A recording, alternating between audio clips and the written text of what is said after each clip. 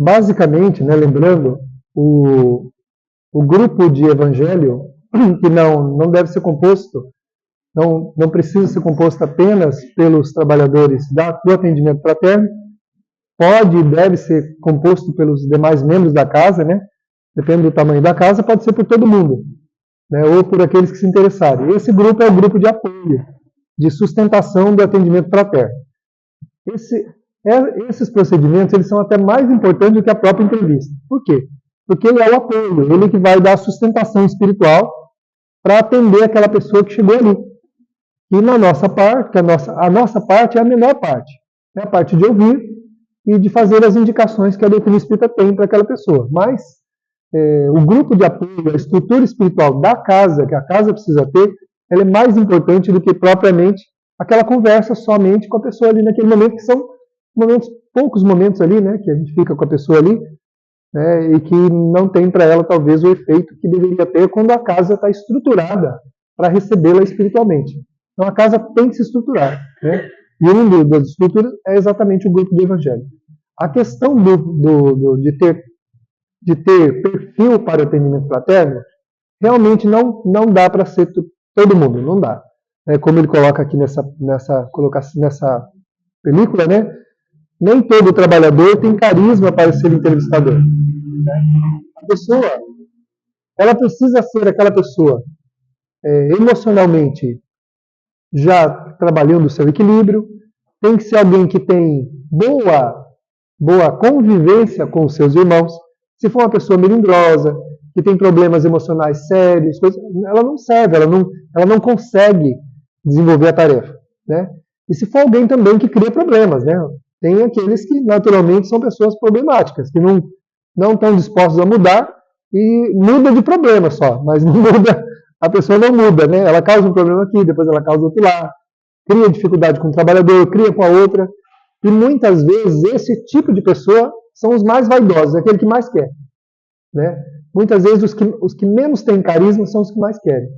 Por isso que a gente precisa tomar um pouco de coragem, se a gente tem uma boa desenvoltura para conversar com as pessoas, se naturalmente no dia a dia, na nossa vida, a gente sente que a gente conversa bem, que a gente tem um trânsito fácil com as pessoas, né, que a gente consegue dialogar bem, a gente deve se apresentar para o trabalho.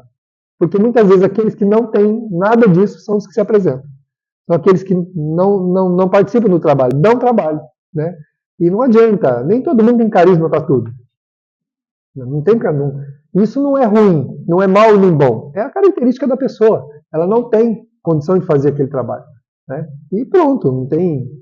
Quanta gente queria ser pianista e entra na escola e não consegue, não desenvolve nada, não vai, né, toca lá algumas notas, mas o outro só escuta uma peça, vai lá e toca divinamente bem. Então, não adianta, é carisma, né? É um talento que a pessoa tem. E esse talento, ele vem sendo conquistado há várias vidas, não se constrói naquela vida. Um espírito complicado hoje no meio das pessoas é um espírito que vem vindo complicado. Um trabalhador complicado, cheio de problemas, que não tem desenvoltura entre os seus irmãos, tem dificuldade. Essa pessoa vem vindo há várias encarnações assim. Ela ainda não se dispôs a mudar. Ela não quis ainda se transformar. E tudo bem, tá bom. Ela vai ser tolerada ali, lógico, não vai fazer o que quer, mas vai ser tolerada no grupo, vai ser respeitada, mas para alguns trabalhos ela não tem condição de ser. Ela não vai poder fazer o atendimento fraterno, né? Por vaidade, não dá. Então nem todo mundo tem perfil para isso. Todo mundo, quem quiser, pode se candidatar, mas cabe ao dirigente da casa, juntamente com a equipe de doutrina, avaliar aqueles que têm condição de poder fazer o trabalho, né? E tem que ter o estudo, tem que ter a preparação, porque senão também não funciona, né? Não adianta, né?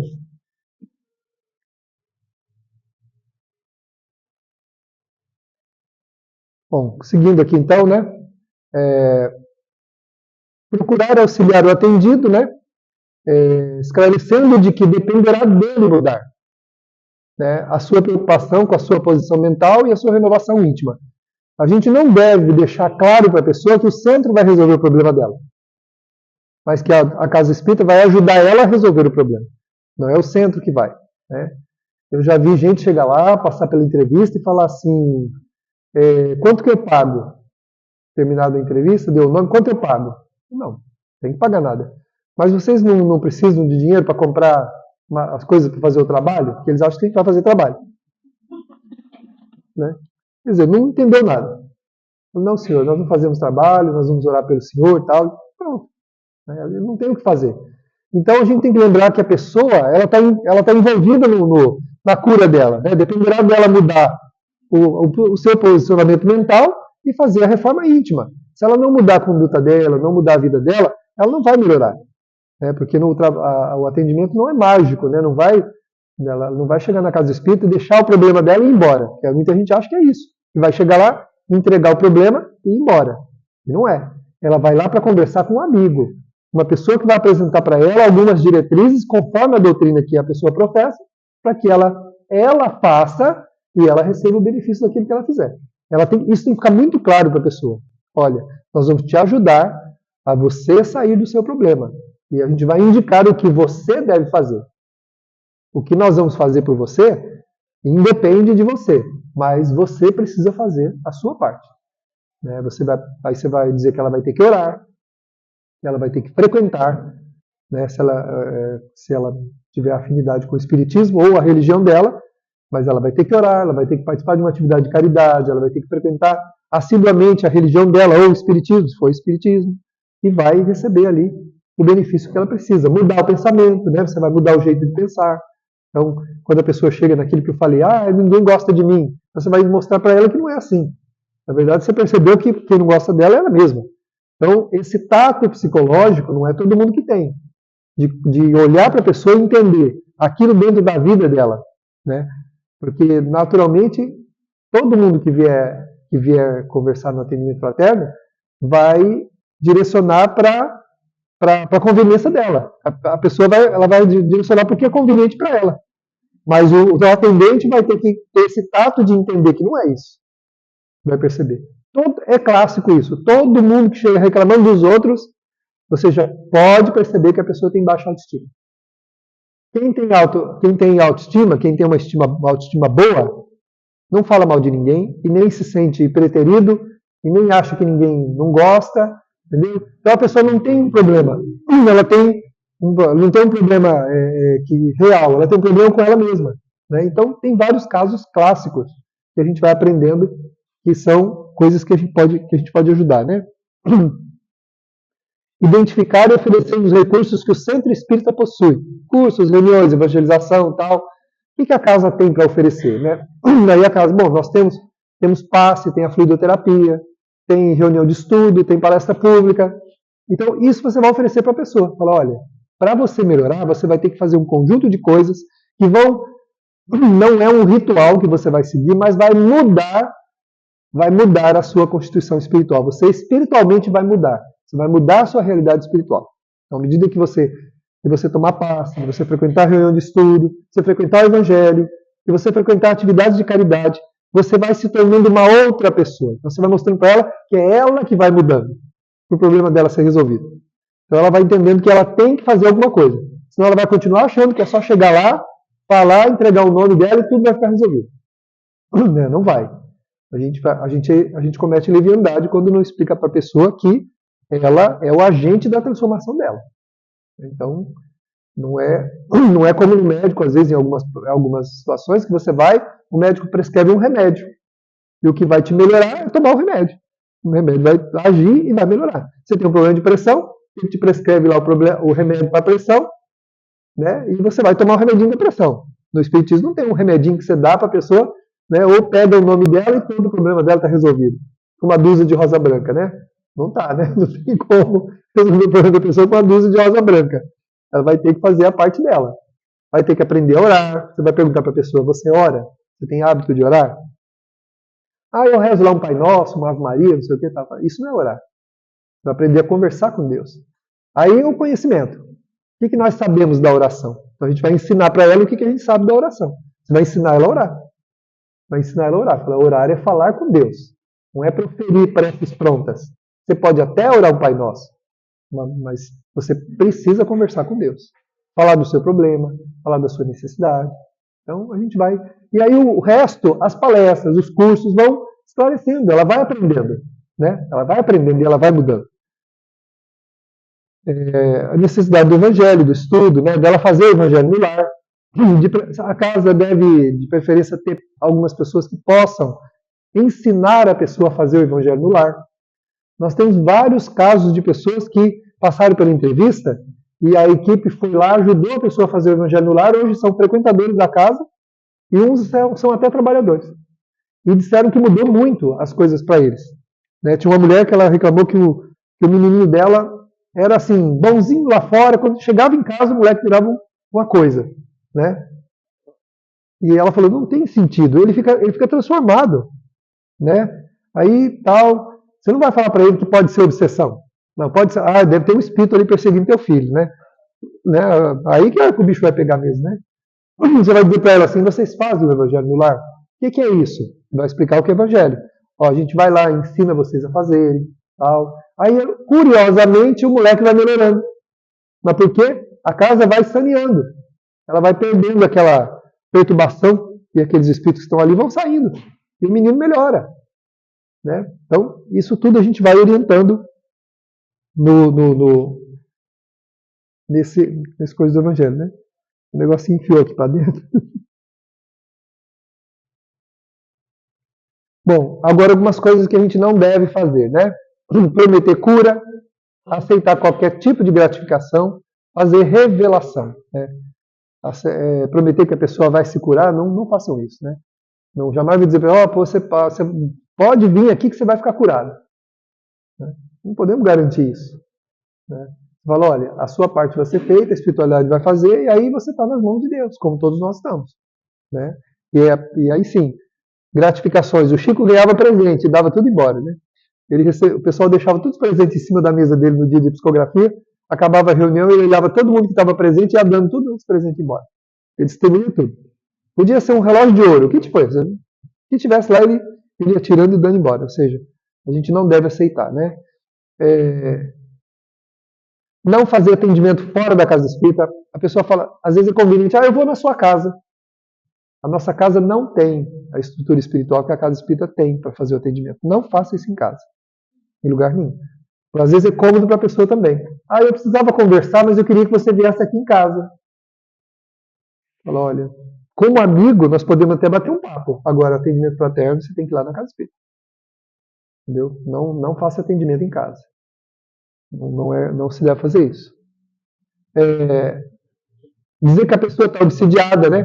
Se a gente perceber, porque é raro, mas pode ser que você perceba que a pessoa tem um envolvimento espiritual, você vai indicar as mesmas coisas para ela e vai levar o nome dela para a reunião mediúnica, onde ela vai receber a desobsessão sem que ela precise saber.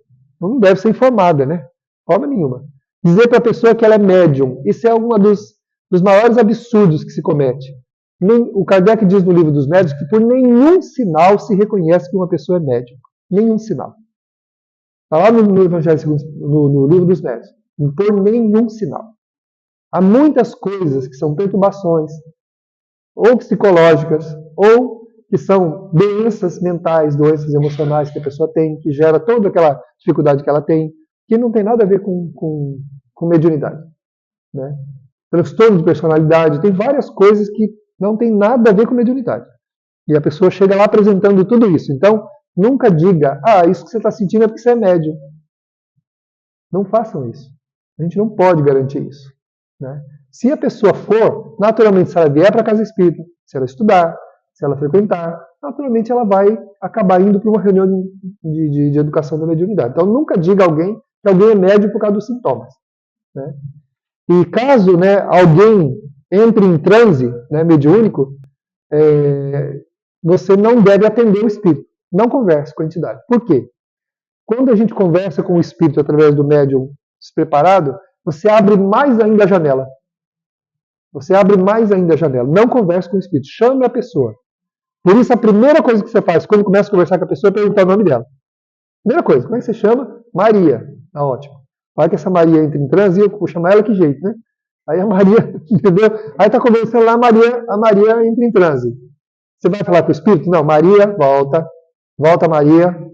Tome conta da sua mente, você pode. Chama a Maria, né? E a Maria vai voltar. Você vai chamar ela de volta e você vai falar para ela, você pode controlar.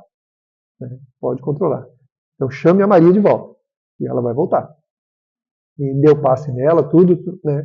Continua indicando as mesmas coisas, fazer evangelho no lar, participar da casa espírita, tomar passe, participar da fluidoterapia e tal. Aliás, pessoas em atividade mediúnica não indiquem fluidoterapia. Na sala fechada, não indiquem. A pessoa não deve, ela pode ficar mediunizada dentro da sala. Não deve fazer isso. Se a pessoa se ela tiver com sintomas de comunicação mediúnica, ela deve ser tratada fora, com o passe, né? Ela recebe o passe, água fluidificada, faz o evangelho, ela vai participando das atividades e ela vai se equilibrando, né? E não é na fluidoterapia que ela vai se equilibrar. Lá, geralmente, a fluidoterapia é mais para atividades ligadas à saúde mesmo, né? Desde a saúde mental até as questões do corpo mesmo, né? Uai, desligou? Ah, não. Bom, então vamos lá.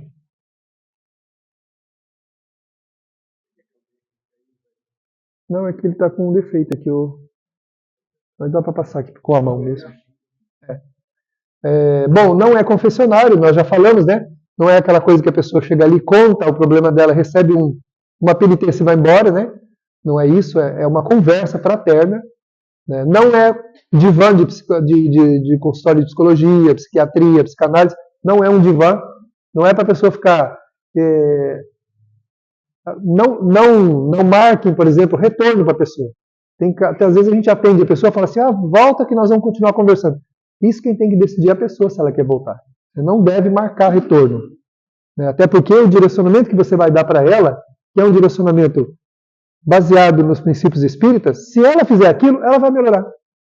Se ela voltar, você vai ter que falar a mesma coisa. Uma vez, a Sônia, que agendava lá para a gente na época, né, que eu fazia sozinho, hoje eu não faço, né, uma moça, ela veio com um problema, depois ela veio de novo. Na terceira vez, quando foi a quarta vez, falei para a Sônia, não agenda mais. Nas 3 vezes, ela chegava e dizia assim, então, né, eu estou lá com aquele problema ainda. Eu falei, e daquilo que nós conversamos, o que você fez? Ah, eu não sinto, não sei, parece que tem uma coisa que me impede de ir no centro, disso, aquilo. Eu falei, então, né, a orientação é a mesma. Não tem mais o que dizer para você. Procure um psicólogo, vai fazer terapia, e o teu caso é terapia. Você quer conversar, você não quer ajuda. Então você vai procurar um terapeuta. Você vai procurar um terapeuta e vai lá, você vai conversar à vontade. Ele vai te ajudar a descobrir qual é a raiz do seu problema, porque ela não fazia nada. Ela não ia no centro, ela não ia tomar passe, ela não ia nada. Ela só queria falar. E o problema continuou, né? Porque ela não fazia nada do que estava sendo indicado. Então não marque retorno. A pessoa vai dentro do que ela precisa, né? Bom, aqui de gratificações nós já falamos, né? Evitar opiniões pessoais, como eu comentei, a gente não tem, né? E a orientação é sempre da doutrina espírita, falar com simplicidade, né? Não fazer nenhum tipo de revelação, né? Na verdade, 99% das pessoas não vê nada. E fica falando para os outros que está vendo. Ah, eu estou vendo tal coisa, eu estou vendo. Não façam isso. Nem quando está vendo a gente fala, imagina quando não está vendo. Entendeu? 99% não vê nada. Às vezes eu vou fazer palestra por aí e algum dirigente fala assim, tem uma pessoa aqui que passou pela entrevista, que disse que está vendo isso, vendo aquilo e tal. Aí eu chego perto da pessoa, começo a conversar com ela, falei, como é que você está vendo? O que você está vendo? No final da conversa a pessoa revela que não está vendo nada. É um vulto, assim, sabe? Eu tenho a impressão que eu vejo um vulto, aí já não é mais visão, aí tem a impressão que vê um vulto, né? E na verdade, eu observo, não tem visão nenhuma, não tem nada. É para chamar atenção. E o trabalhador pode fazer isso também, para chamar atenção, por necessidade de evidência, de aparecer, ele começa a falar que está vendo. Não façam isso, gente. Isso falsear a verdade. Não podemos fazer isso. A gente só pode falar uma coisa quando ela é real. Se ela não é real, não pode falar. Impressão não é nada. Aí eu tive a impressão, então fique com a impressão. Não fale para a pessoa. Não revele, não fale. Ouça a pessoa e oriente ela naquela necessidade dela. O que ela está passando? Então a gente vai fazer a indicação da doutrina para ela. Né? E pode falar.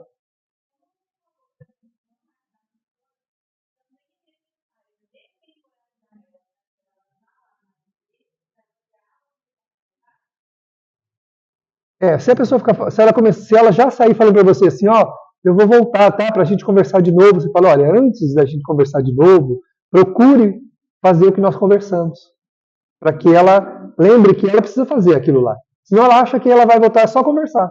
É só conversar, conversar, conversar e pronto, né? Então aí ela tem que ir para um terapeuta, né, que vai, não para uma coisa, porque não é um divã, né, é uma conversa fraterna. Tem que desencorajar, sim, viu? Desencorajar mesmo, né? Não fazer revelações, né? E quando uma pessoa chega falando mal de alguém ou de algum centro espírita, não encoraje isso, mude de assunto. A pessoa, porque eu fui lá, aquele centro não virou nada, não adiantou nada. Às vezes fala até nome de pessoas, né? Falei com tal pessoa, isso, aquilo, aquilo, aquilo. Desconverse, muda de conversa, muda de assunto. Não reforce isso, para a pessoa entender que isso não é uma coisa ética de se fazer, né? A gente não deve reclamar nem de um profissional para o outro, né? Você vai num médico para você ver, uma pessoa ética, ou num terapeuta, qualquer coisa. Se você falar mal do outro, ele vai desconversar. Ele não vai reforçar para você, isso é verdade mesmo, aquilo lá é um negligente. Ele não vai falar nada disso. Então vamos, tá bom, tudo bem, vamos pedir uns examezinhos aqui, né? Vamos pedir uns negocinhos, ele dá um jeito de sair já para ele, não vai falar, ele não vai. Porque é ética isso. Você não ganha, você não ajuda ninguém falando mal do trabalho do outro, da outra pessoa. Até porque você não sabe se é verdade, né? Às vezes a pessoa recebeu um remédio, pediu uma orientação, ela não fez. Não tomou o remédio, não fez o que tinha que fazer, agora está falando mal do médico, que não virou nada. O idoso tem muito isso, viu? Chegar no lugar e ficar falando da coisa. Chegou esse de um homem lá, ele tem 88 anos. Aí ele me disse assim, eu estou com umas dores aqui, mas isso não passa nunca. Eu falei, bom, 88 anos, não tem nenhuma dor, tem alguma coisa errada. Porque eu, na minha idade, já tenho, né, algumas dor crônicas, não tem nada, peraí. Então você desencarnou, né, meu filho? 88 anos, quase não tem dor nenhuma. Não é?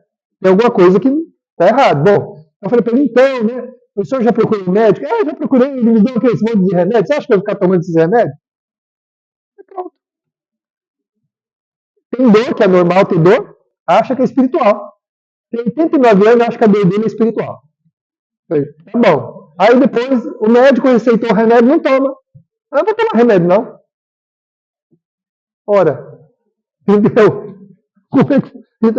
Olha, tudo, a pessoa ela quer acreditar que o negócio não é dela, que é fora dela.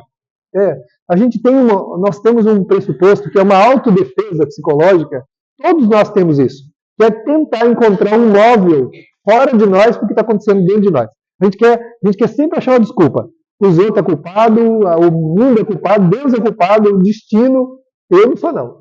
Então nós temos, deu hábito, eu falei, então, por que o senhor não experimenta voltar a tomar o remedinho? Né? Porque o senhor não experimenta, o senhor deve estar com artrose. Como é que você sabe? 89 anos, não tem artrose. Precisa saber. Não precisa ser evidente.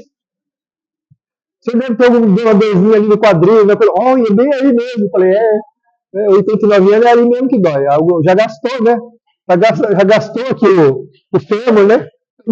Então, não tem segredo. Então, o senhor toma o remedinho, não, acho que eu vou tomar mesmo, né? Vai fazer bem. Eu falei, vai fazer bem. Toma lá o remedinho do senhor vai ver que vai melhorar. E aí o senhor vem aqui, toma passo, já participa da palestra, indica tudo que tem que fazer. Pronto, o velhinho está lá, melhorou bem, já está mais alegrinho. Porque quer encontrar uma causa fora. E é rebelde, né? Não quer fazer o que tem que fazer. É por aí que funciona, né? Manifestação, bom, isso aí nós já falamos, né? Então vamos lá. A equipe precisa ser treinada, né, não adestrada. A gente não pode pegar os casos de atendimento e estabelecer uma fala padrão. Não existe fala padrão. Por que eu não estou dando receita para vocês aqui? Porque não tem fala padrão. É uma sensibilidade que você vai ter no momento de perceber, e se tiver, como nós comentamos, dentro dos grupos de estudo da casa, especialmente do Evangelho e da irradiação, você tem muito claro na hora o que dizer para a pessoa. Aparece muito claro na cabeça o que falar. Então, é um conjunto de coisas, né, que acontece que vai culminar ali no êxito daquela conversa fraterna, que na maioria das vezes é só escutar mesmo. Mas a pessoa só queria desabafar, ela queria falar alguma coisa, e você percebendo que não é nada de mais sério, você pede para ele tomar um passe, vem, frequenta aqui o centro, né, vem frequentar, participa aqui. Tal. Ela vai ouvir sobre caridade na palestra, ela vai começar a fazer caridade. Então você traz ela para o centro, né? Pedindo para ela tomar passe e tal. Mas não tem um padrão para você dizer para a equipe, ó, quando uma pessoa chegar a falar para vocês, isso, vocês falem isso. Vai acontecer isso, vocês falam aquilo. Isso não existe. Não tem um manual. Não tem um manual de atendimento. Não existe. A equipe escolhida deve estar, né, deve estudar juntos o tema, não apenas com o monitor falando, né? Então, sempre estudar juntos e a pessoa precisa acolher as próprias dificuldades, né?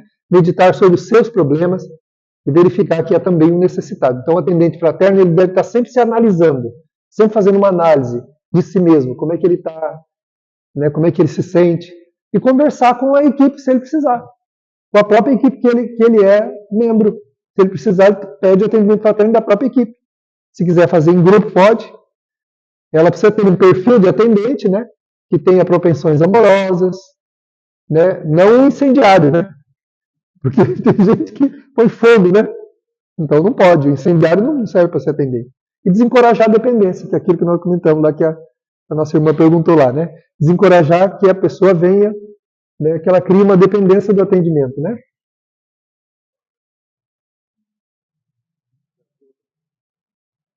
Agora foi.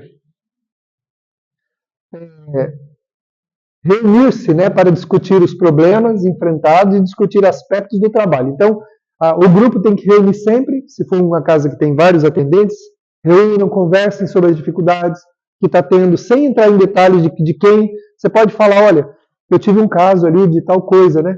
Eu fiquei meio assim, achei difícil orientar, achei difícil falar. E às vezes a outra pessoa teve facilidade, teve uma inspiração. Então a gente contribui um com o outro conversando sobre os aspectos da entrevista. Sempre trocar essas impressões, fazer reuniões. Se quiser, pode várias casas espíritas se reunirem, grupos de atendentes, e fazer essas conversas, que é trocar essas impressões. São muito positivas, né? Evitar discutir na equipe o problema das pessoas, né? Que deve ser discreto. Você conversa sobre aspectos e não fala quem. Nunca diga quem foi. Ah, fulano esteve aqui e falou tal coisa. E eu tal. Não. Ó, numa entrevista, diante de um problema tal, eu fiquei com dificuldade, porque eu enfrentei esse problema tal. E pronto, aí a gente troca impressões, né? Troca impressões junto com a equipe. E é bom estar sempre discutindo sobre isso, né? E aí, encerramos então com essa mensagem do Chico, né? Nesse sentido, nós vamos falar um pouquinho agora do suicídio. Lembra-te deles, os quase loucos do sofrimento, e trabalha para que a doutrina espírita lhes estenda o socorro oportuno. Para isso, estudemos Allan Kardec, ao clarão da mensagem de Jesus Cristo, e seja no exemplo ou na atitude, na ação ou na palavra, recordemos que o Espiritismo nos solicita uma espécie permanente de caridade, a caridade da sua própria divulgação. Então a gente vai estudar o Espiritismo, estudar o Evangelho, para ter subsídio, para poder, no momento da entrevista, a gente ter o que falar para a pessoa, né? Lembrar que a fonte de inspiração é o Evangelho. Então aquele grupo que eu falei de radiação, de vibração, é o grupo onde a gente vai se afinizar com os mentores que ajudarão a gente na entrevista. E esses mentores, eles estão na reunião em número igual ao número de encarnados que tem. Então, se você tem 10 atendentes, são 10 benfeitores. Cada um se afiniza com alguém. E ele vai ajudar aquele que tem afinidade com ele, a fazer a entrevista. Então, a gente nunca faz sozinho. Nós sempre fazemos entrevista acompanhado por um membro dessa equipe do grupo de evangelho.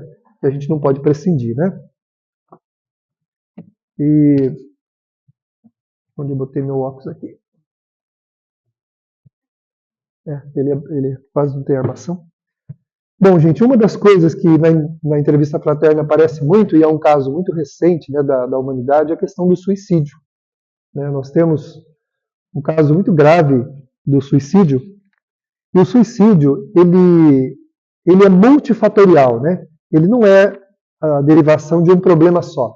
Então as pessoas elas têm ideia de suicídio por uma série de fatores. Pode ser a família, pode ser por questões de trabalho, questões emocionais, espirituais, então é multifatorial. A pessoa nunca está envolvida no suicídio, na ideia do suicídio, só por uma questão. Né? Ela vai se desajustando nos vários departamentos da vida dela com, às vezes, um tipo de problema. Aquele problema já vai gerando, né? E ela vai se desestruturando. A tristeza, ela pode levar à depressão, que pode levar ao suicídio. A tristeza é diferente de depressão. Todos nós sentimos tristeza. Tristeza por alguma coisa que não deu certo, por um problema que a gente enfrenta, diante de uma doença, diante de um problema como a morte de alguém. A pessoa pode entrar num quadro de tristeza, só que a tristeza é passageira, porque ela é ocasional. Ela tem um período que se refere àquela situação que a gente está vivenciando, e se ela prolongar-se, aí então é depressão. Então, quando ela se prolonga, quando ela não para, quando ela não passa, aí é a depressão, né? Porque ela deixa de ser ocasional, ela deixa de ter um motivo já só. Ela já vai se enraizando e ela vai se tornando, ela vai se justificando no emocional da pessoa, vai se entranhando, né? E vai desmotivando a vida, né? Ela vai lentamente desmotivando a vida. Então existe uma preocupação muito séria, né, dos profissionais da área de saúde mental, né, nessa questão, que eles falam que a gente precisa, quando atender um suicida, se ele falar que ele teve ideia suicida é uma coisa. Ele chegar na entrevista e falar assim, algum tempo atrás agora eu tive ideia suicida. Tá bom, se ele teve, então ele está saindo, ele quis sair, e ele então conseguiu, né, dar passos para fora da ideia. Aí você vai indicar terapêutica espírita, ele vai vir tomar passe, ele vai participar da fluidoterapia. Aí é importante a fluidoterapia para poder a espiritualidade conseguir trabalhar os aspectos mais profundos, né, das razões que levam ele a ter a ideia, e as indicações do que nós já aprendemos do Espiritismo. Se ele falar que ele está tendo ideias suicidas, aí você precisa criar com ele um grupo de apoio. Você vai dizer para ele assim, olha, eu não posso ser conivente com você com essa ideia, então eu preciso, para poder te ajudar, criar um grupo de apoio com você. Então você vai me dar nomes, um nome, ou alguns nomes de telefone, de pessoas que a gente pode acionar caso você tenha uma crise e apresente aí a ideia do suicídio. Então você vai me dar esses nomes, né? E o atendente fraterno vai entrar em contato com essa família, com essas pessoas que ele deu o nome, e vai cientificar a pessoa. Isso não é quebra de sigilo nem privacidade, porque você vai falar para a pessoa que você vai fazer isso. Falar, nós vamos montar uma rede de apoio com você, nós vamos encontrar pessoas que você confia, que você tem facilidade em lidar, pessoas que você chamaria se você tivesse numa crise, numa dor, e ele vai te dar esses nomes.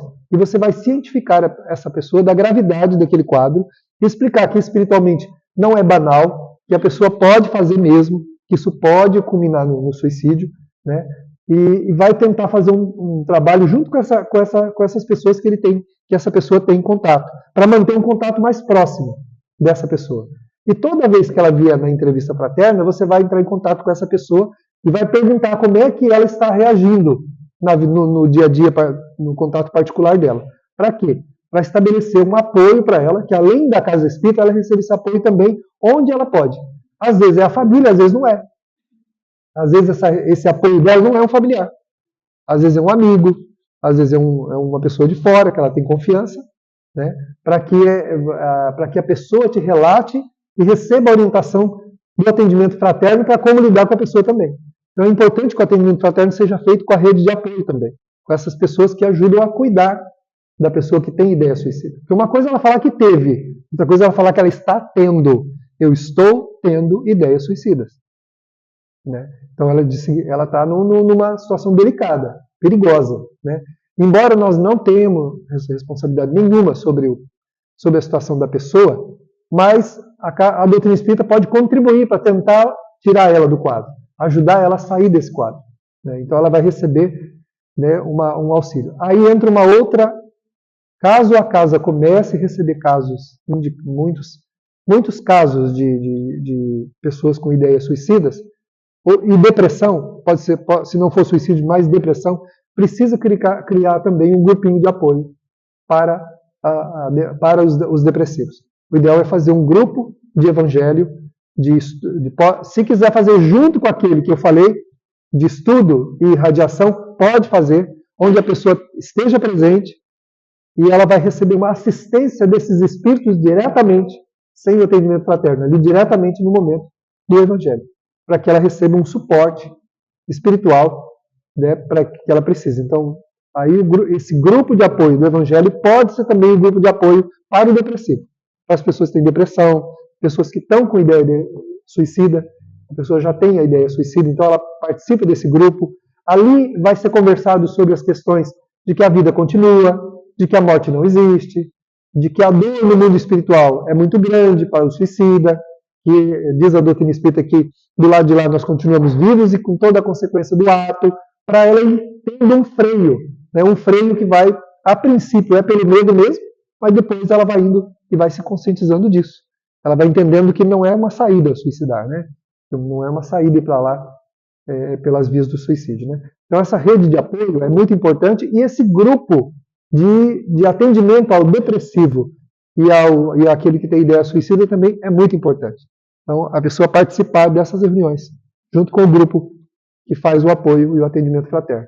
Não para fazer atendimento fraterno, não é dia de fazer isso. É momento para dar o apoio espiritual. Ela vai receber ali toda uma assistência, toda uma impregnação que é feita na hora do Evangelho. Os Espíritos sabem que vocês optaram, que nós optamos por fazer esse trabalho. Então eles vão trazer especialistas que vão ajudar a pessoa ali naquele momento, né? E não tem como, resta com ela, né? Lógico que você não vai vigiar ninguém, nem vai estar 24 horas por dia com ela. Mas esse apoio pode ajudar muito, sabe? Pode ajudar bastante. Recordo de uma moça que ela tinha uma ideia assim, potencial do suicida, sabe? E ela passou pela casa e ela começou a frequentar o Evangelho de manhã, às 9 horas do domingo, né?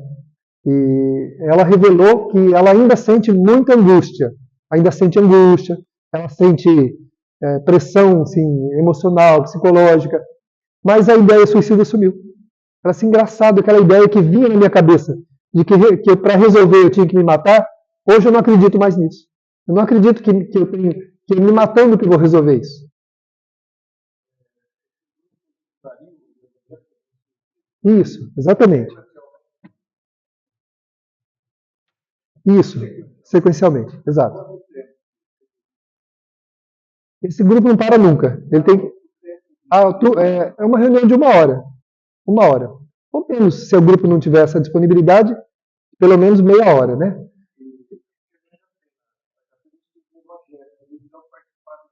Desse grupo, orientar a pessoa para estar presente nesse grupo. O efeito é muito grande mesmo. A moça mesmo, ela é um dos casos assim, de exemplo vivo que a gente tem, sabe? E ela conta como é que eram essas ideias, é terrível. Ela falou que a ideia entrava na cabeça dela e ficava como a única solução para a vida dela. A única solução era tirar a vida, tira a sua vida, tira a sua vida, tira a sua vida. Além de ser obsessivo, é uma saída que a própria pessoa encontra. Ela própria encontra essa saída, ela acha que isso é uma saída. Então ela se prende naquilo. E ela alimenta aquilo, vira uma monoideia, que é aproveitada pelos obsessores. Mas a princípio é uma monoideia, é uma ideia dela mesmo. É uma fuga do espírito. Ele não quer enfrentar os problemas, ele quer fugir deles, né? E muitas vezes já fez isso várias vidas. Às vezes já fez isso em outras vidas. Então ele tem uma razão para fazer. Porque já deu errado dando certo, porque ele conseguiu acabar com a vida dele numa outra vida. Então ele acha que agora ele vai acabar de novo e vai dar tudo certo, né? Então, quando ele vem para o estudo do Evangelho, a espiritualidade começa a desempregnar esse pensamento dele. Vai desempregnando. E se tiver obsessão, vão recolher a obsessão. E a pessoa começa, então, a ficar só com a dor mesmo dela. Só que ela vai lentamente tratando ali, né? Ela fala que ela se sente muito melhor, ela ainda sente angústia, mas não tem mais as ideias. Ela fala, as ideias que eu tinha de suicídio, não tenho mais. Ela fala, não tenho mais. Aí não falta um domingo. Todo domingo, lá no horário, ela está lá. Ela fala assim, vocês não sabem o que é se livrar da ideia de querer se matar. Ela falou, e eu me livrei da ideia. Eu me livrei da ideia de querer me suicidar. Tenho angústia, tenho dor, mas nem sombra daquela ideia que me aterrorizava, aquela ideia de pôr fim à minha própria vida. Porque no fundo a pessoa não quer, mas ela não vê outra saída. Para ela, aquela é a saída. Entendeu? Ela não quer, mas o que ela vai fazer? Você está num prédio, é como muita gente que depois de psicografia está num prédio pegando fogo. Tem fogo atrás de mim, fogo para cá. Ele olha a altura, ele vai fazer o quê? Você tem duas opções, ou morre queimado, ou pula. Né? A pessoa não vê outra saída. Ela se vê rodeada por um fogo. Ela fala assim, só tem um jeito, eu tenho que pular.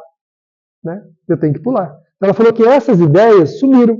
E olha que interessante, não precisou falar nenhuma frase mágica para ela, não precisou convencer ela de nada.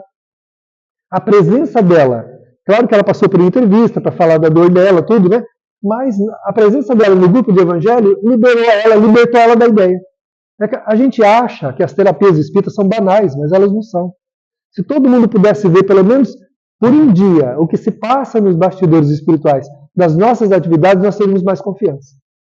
Nós acreditaríamos mais e teríamos mais confiança. Pode falar. Tem algum problema de algum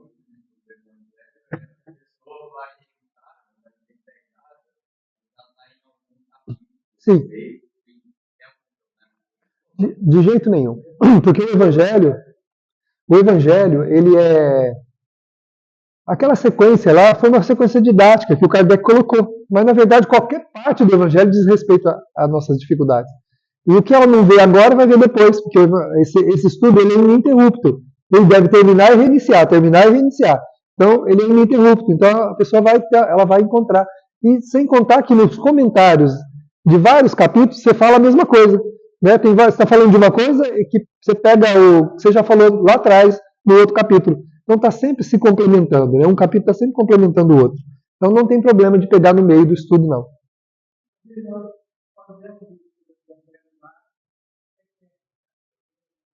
Sim.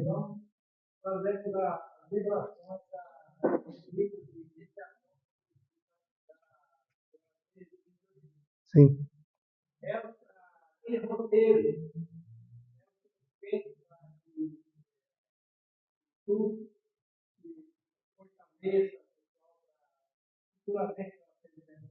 Sim, é assim.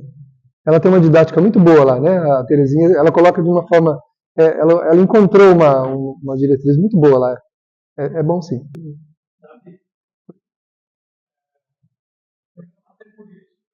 Sim.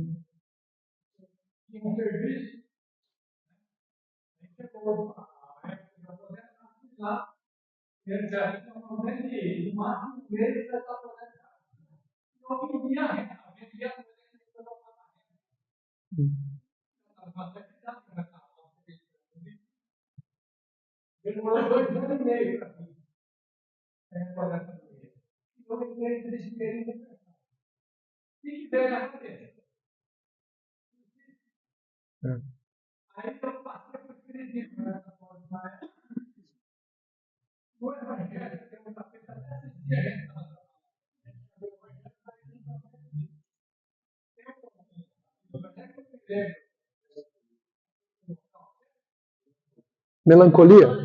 Melancolia, o seu carta está falando.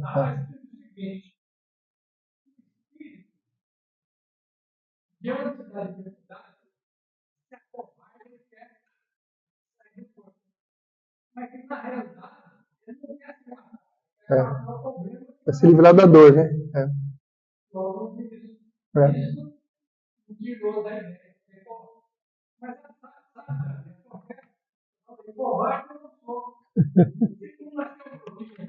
Sim.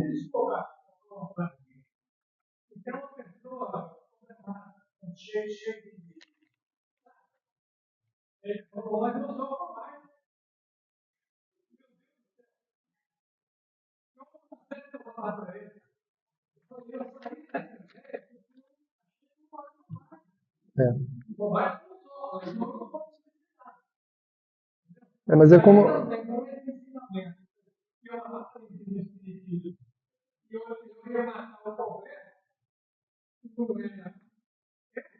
Sim.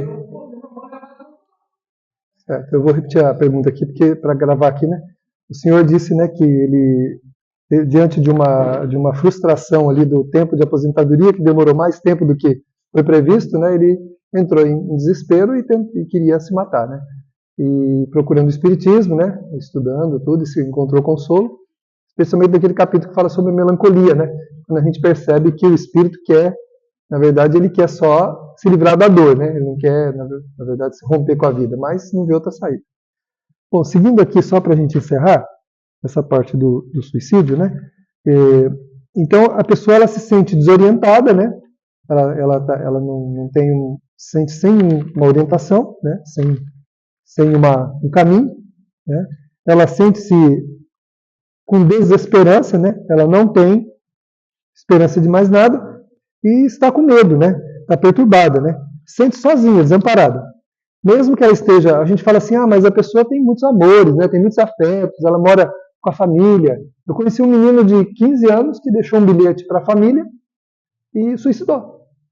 Com uma família que, assim, de um amor que eles tinham por ele muito grande. E no bilhete ele fala assim, eu tinha vergonha de ser tão amado e não sentir amor por ninguém.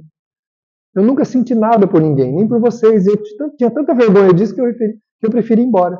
Porque vocês me amavam muito e eu não conseguia corresponder a esse amor. Né?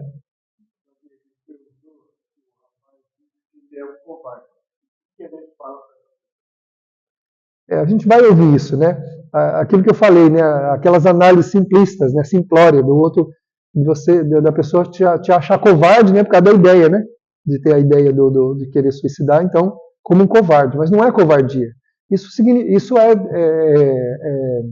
dor mesmo, né? É uma dor de alma que enfraquece a nossa moral. A dor, ela enfraquece a moral. Ela deixa a gente sem resistência moral. E o que dá sustentação para querer viver é realmente a força moral. A força, um dos elementos da força moral é a fé. É uma coisa que a gente perde. Não é que perde, a gente não passa a não valorizar, não dá atenção mais, né? Se sente desamparado, sozinho. Não é covardia. Nunca diga a alguém que quer se matar que a pessoa é covarde, né? É um covarde. Não é. Tá. Ele se sentia covarde. Também pode acontecer da gente achar, né? Da gente ter esse sentimento, né? Mas, na verdade, só lembrando que qualquer ideia que a gente pode ter a nosso respeito ou a respeito de alguém no que se refere ao suicídio, ela é uma ideia incompleta, vaga e que não tem o valor que a gente acha que tem. Seja sobre nós mesmos, seja sobre os outros. Porque o problema é muito maior, né? A dor que leva a pessoa a pensar no suicídio, ela é muito profunda e ela não é atual. É algo que a gente já traz de outras vidas, né? Já traz essa predisposição. E geralmente ensinam os espíritos venerandos, né? Eu tenho aprendido isso muito com a obra psicológica da Joana de Ângeles, que a gente estuda há mais de 20 anos, essa obra sequenciadamente. Ela diz que a maioria das nossas predisposições para tudo, inclusive para o suicídio, é as experiências mal sucedidas que a gente traz de outras vidas. É a culpa, é a ideia do fracasso que vai acontecer de novo. Ou seja, de novo está acontecendo comigo outra vez. Então eu trago do passado essas predisposições, que a gente tem que lutar contra elas. E o jeito de lutar é fortalecer a nossa moral, que significa fortalecer a fé, fortalecer o amor, fortalecer os sentimentos que dão sentido para a vida, né, que nós temos que fortalecer. Porque a predisposição a gente traz, todo mundo traz, para todos os vícios, inclusive para o suicídio. Né? E a ideia, ela fica no inconsciente. E me disse um espírito uma vez, né, que o inconsciente é aquilo que eu não conheço de mim mesmo e que controla a minha vida. Então, como é que eu faço com uma coisa que eu não conheço que me controla? Né? Eu tenho que mudar. A única maneira é mudar esse conteúdo, né, que eu não conheço. E essa mudança só pode vir através da vivência dos postulados espíritas, do Evangelho. Então, quando eu passo a viver, a mudar os meus sentimentos, a adquirir sentimentos bons, eu vou me imunizando com uma série de dificuldades. É a vigilância. Sim.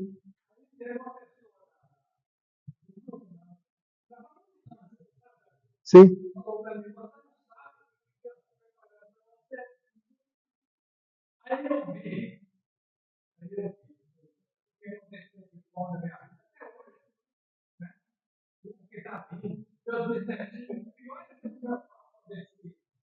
É. Sim. Embora,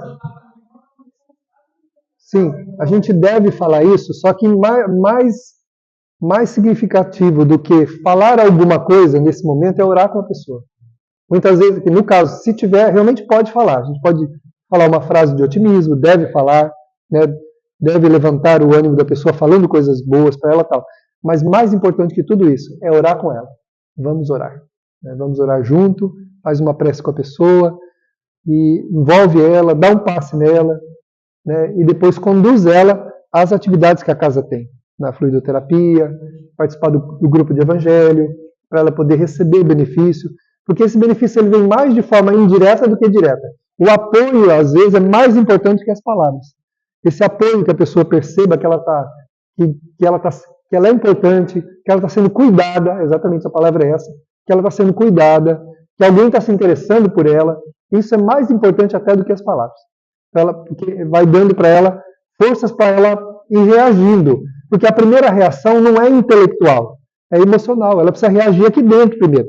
Ela precisa parar de sentir aquele tormento que ela está sentindo, aquela angústia, aquele desespero. É isso que tem que parar.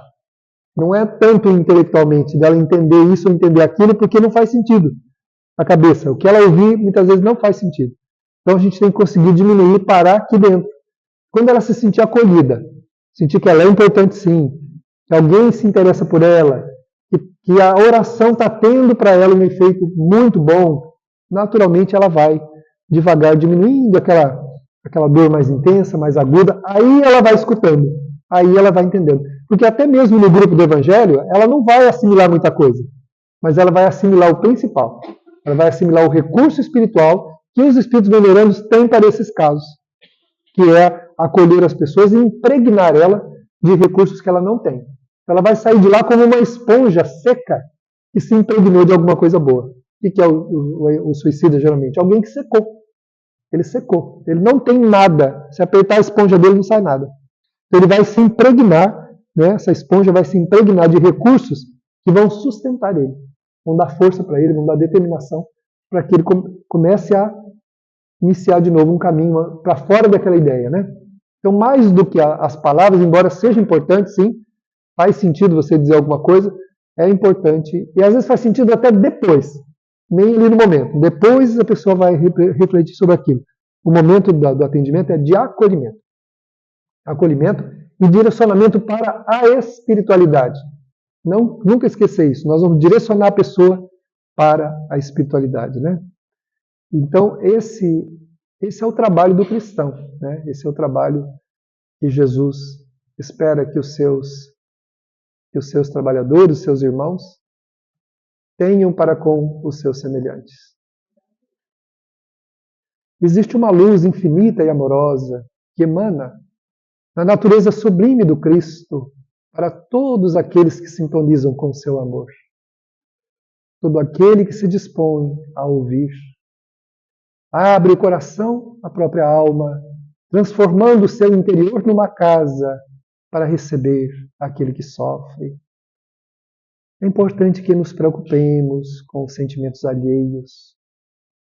Não há nada mais dolorido para o sofredor do que sentir-se na estrada sozinho, desamparado e abandonado. Quando uma luz do amor de alguém se acende, quando a paz se instala no coração através da solidariedade de alguém, a vida toma um outro sentido, uma outra direção. Por isso, pensemos em Jesus todas as vezes que vamos conversar com alguém. Não nos preocupemos com o que vamos falar, mas especialmente com o que vamos sentir. O sentimento é o abrigo onde as criaturas recebem o apoio que precisam para prosseguir. Quantas vezes fomos abrigados no coração de nossas mães e de nossos pais, quando na nossa inexperiência infantil chorávamos a perda de um brinquedo ou de algo que não tinha grande importância, mas eles nunca nos disseram que não era importante. Acolheram-nos as lágrimas e permitiram que a nossa sofreguidão passasse. Desta maneira, também façamos com os nossos irmãos. Vamos recebê-los em nossos sentimentos. Não existe técnica para abordar o sentimento alheio. Existe disponibilidade e prontidão. Ouçamos, naturalmente seremos ouvidos. Auxiliemos e seremos auxiliados. Que o bom Mestre Jesus nos abençoe, concedendo-nos sua paz. Assim seja.